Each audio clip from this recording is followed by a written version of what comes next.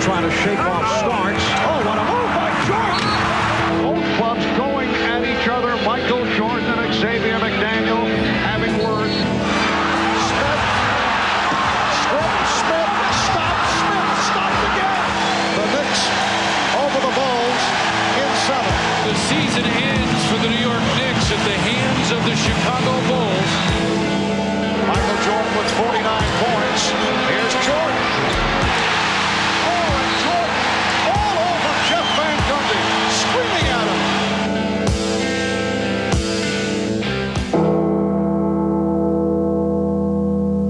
And the immediate future is today, 5:30 Eastern Time for the Bulls and the Knicks. And, of course, there will be some electricity at Madison Square Garden. It's just the second meeting this season. Chicago won the first at home, 88-87, as Jordan scored the 51 points. It's a matchup of the two best records in the NBA.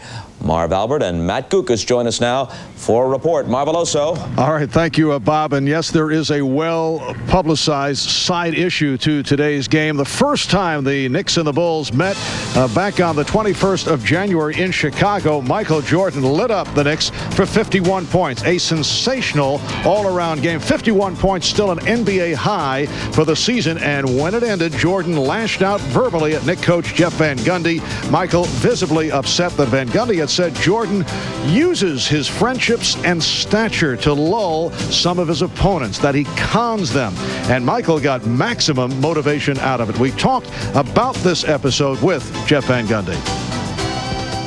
Well, I really don't want to revisit that again. I've explained myself a few too many times, actually. But I would just say this is that I have great respect for them as a group. But at the same time, I have my beliefs. I've never said anything that I don't believe. I believe everything I've told people, so I'm not going to apologize for anything I've said.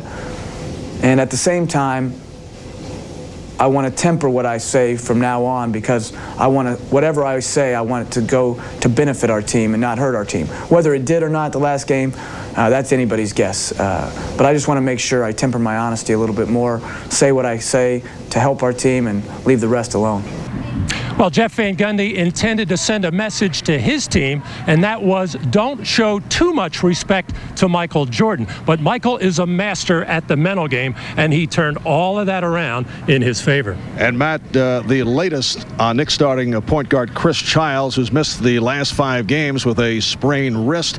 He did practice yesterday, but his status for today is said to be a game-time decision. Back to Bob. All right, guys, thanks a lot. And at halftime, we'll hear Michael Jordan's thoughts on the last meeting between the Knicks and the Bulls, and Jeff Van Gundy's comments. Now, the Knicks almost always play the Bulls tough. Almost always the Bulls wind up winning, but they play them tough. What are the keys today? Well, I'm going to talk about the New York side of things. And, you know, they've been winning games in bunches, and Jeff Van Gundy's been employing a lot of various types of lineups. He's had a lot of success with the 3-guard rotation. But looking at the stats, and they jump right off the page, pivotal to the Knicks' success today is to play Larry Johnson at small forward for long minutes. It seems as though the Bulls have a certain vulnerability to being attacked by the small forwards. Now, Pete, with the Knicks playing well of late, Patrick Ewing has averaged 28 points in the last 8 games, shot about 50% from the floor. Why is he getting more offensive opportunities? Because opponents are afraid to double him. In the past, they were wide open. They had only Starks to worry about. But now they've got 5 guys that they have to pay attention to, 4 and Patrick Ewing. You got 4 outside shooters.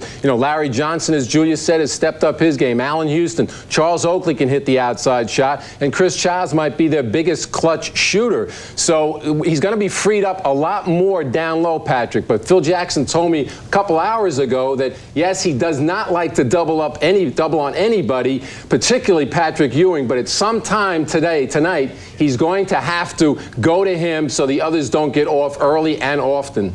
All right, a game to look forward to, the Knicks and the Bulls, 5:30 Eastern Time from the Garden. I try to make the game perfection. I try to make it a perfect game for myself. His way is to befriend them, to soften them up, to try to make them feel like he cares about them, and then he goes out there and physically tries to destroy him. Van Gundy said that I was a con man, which I've never seen con man used in in a polite or respectful way. For some reason, league-wide, it's important to be liked by him. I have no idea why.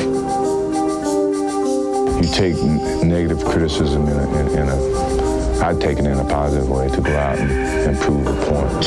I'm sure that Michael will use this for motivation. Right around the screen. Top of the circle jumper. MJ has really got it cooking. Fakes a couple times. Fades. Fires. You bet. Long jumper. Oh! 51, and he goes, yes! And he looks at Van Gundy when he does it.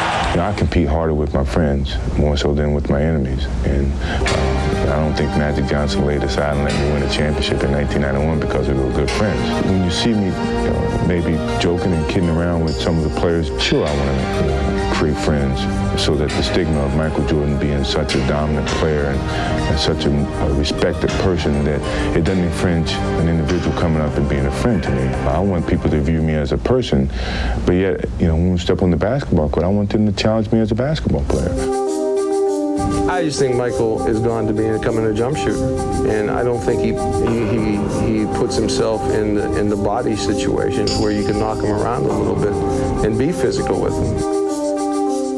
For these criticisms, I think a lot of the times it's the motivation for their players to give themselves up or raise their level of intensity towards me.